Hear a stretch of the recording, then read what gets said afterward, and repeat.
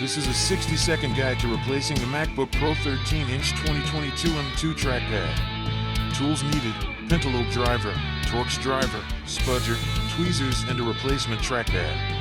Power down the MacBook, unplug any adapters, and ground yourself to prevent static damage.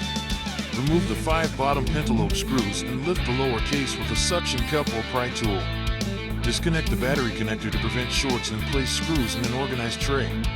Unscrew the trackpad assembly screws and carefully peel up the adhesive to free the trackpad.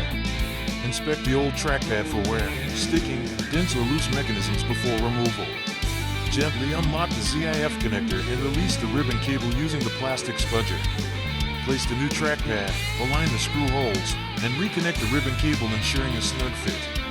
Reconnect the battery, reinstall the lower case, and torque the pentalobe screws in a cross pattern. Power on and test the click response, multi-touch gestures, and force sensor to confirm full function. Before and after shows restored click and smooth tracking. Recycle the old part and always use ESD protection when repairing.